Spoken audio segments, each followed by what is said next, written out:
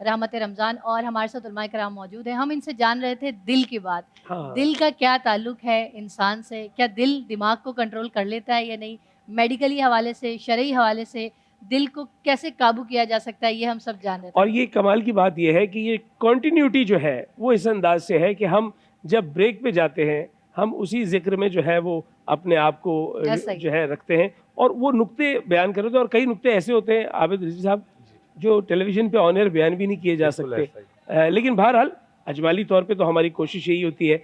आज की ट्रांसमिशन में चूँकि अवाइल रमज़ान है तो मैं चाहूँगा कि कुछ ऐसी चीज़ें जो बहुत आम फहम होती हैं लेकिन बसा औकात मुझ जैसे तालिब इल्म के इल्म में नहीं होती, तो मैं चाहूँगा कि क़िबला आपकी जानिब से शुरू किया जाए और मुब्तिलाते रोज़ा के उन्वान से एक एक मसला जो है वो दरपेश रहता है कि अगर कोई बीमार है और इतना बीमार है कि वो रोज़ा इख्तियार कर रहा है खुद से अपने इरादे से, और फिर उसके बाद बहालत मजबूरी डॉक्टर उससे कहता है कि लाजिम है कि आपके जिस्म में जो है वो नमकियात की कमी है, आपको ड्रिप लगाई जाएगी, तो क्या ड्रिप से रोज़ा टूट जाएगा?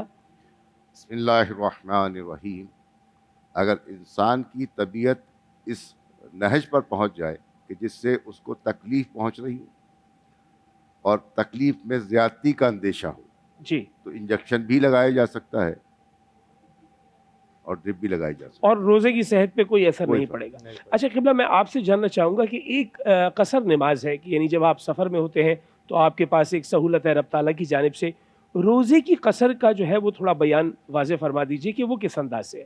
बिस्मिल्लाहिर्रहमानिर्रहीम। कुरान करीम फुरकान हमीद की आया मुबारका है, फ़मन कान मिनकुम मरीदन औ अला सफ़रिन फ़इद्दतुम मिन अय्यामिन उख़र, कि कोई शख्स बीमार हो, बीमारी की वजह से रोज़ा नहीं रख सकता, या मुसाफिर है कि सफ़र की वजह से उसे दुश्वारी है, तो वो उन दिनों में रोज़ा ना रखे और बाद में उस गिनती को पूरा कर ले। जी। तो बिल्कुल इसकी इजाज़त है। अच्छा, जी। मैं एक सवाल पूछना चाहूँगी जी। अल्लामा साहब और मुफ्ती साहब दोनों से कि दिल की बात हो रही है, रमज़ान भी है, तो अगर किसी की दिल आज़ारी हो गई है और वो अब बंदा दुनिया में मौजूद नहीं है, तो उससे कैसे माफ़ी तलब की जाए या क्या इसका हिसाब अब ये किताब होगा? हुकूकुल इबाद का ऐसा चैप्टर है कि जिसमें अब वो शख्स मौजूद नहीं है, रब ताला से तो माफ़ी माँग देखिए, रहे हैं। बुनियादी बात यह है, अगर वो शख्स मौजूद नहीं है तो आपका जिस बात पे तनाज़ा हुआ वो चीज़ मौजूद है और उसका वारिस मौजूद है, भाई तो वाह! पहले वारिस के पास जाएं जी।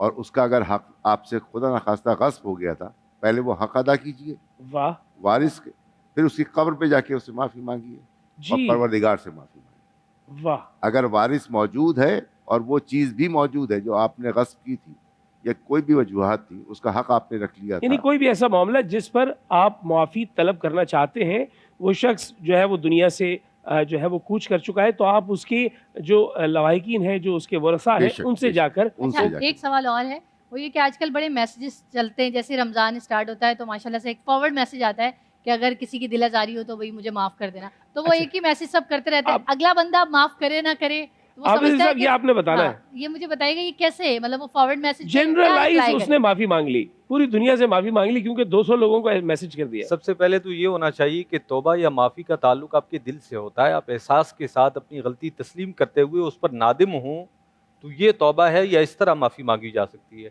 ये नहीं कि बस एक मैसेज आया था बगैर सोचे समझे सबको सेंड किए जा रहे हैं, और जिस शख्स की हक तलफी हुई है उसके उस हक का उसको बताकर अदाला फिर उस ख़ास ज़ुमन में उससे माफ़ी मांगना ये लाज़मी है। ठीक। और इस तरह जो है ना नतीजा नहीं निकलेगा कि आप मैसेज भेजते रहें, सामने वाले को कोई फ़र्क ही ना क्या पड़े। बात! अच्छा, अगर क्या इस इसमें तरह एक तरह से ये भी होता है मुफ्ती साहब कि अगर माफ़ी माँगने वाला चलो बड़ा दिल करके माफ़ी माँग रहा है, उसके दिल में खौफ आया, लेकिन सामने वाला कह रहा है कि मैं माफ़ नहीं करूँगा, तो फिर उस पे क्या हुक्म है? सामने वाले को यानी मनाना उसके लिए चाहिए। शरीयत क्या कह रही है उसे माफ़ करने वाले शरीयत को? माफ़ करने वाले को तो अजर देती है और उसे ताकीद की गई है कि जब कोई माफ़ी मांगे तो माफ़ कर देना चाहिए, ठीक। उस पर जो है ज़िद नहीं करनी चाहिए। लेकिन अगर फिर भी नहीं मानता तो अपना हक माफ़ करवाने के लिए दुनिया में उससे मामले को ख़त्म करने के लिए उसको राज़ी किया जाए, उसे जी। मनाया जाए।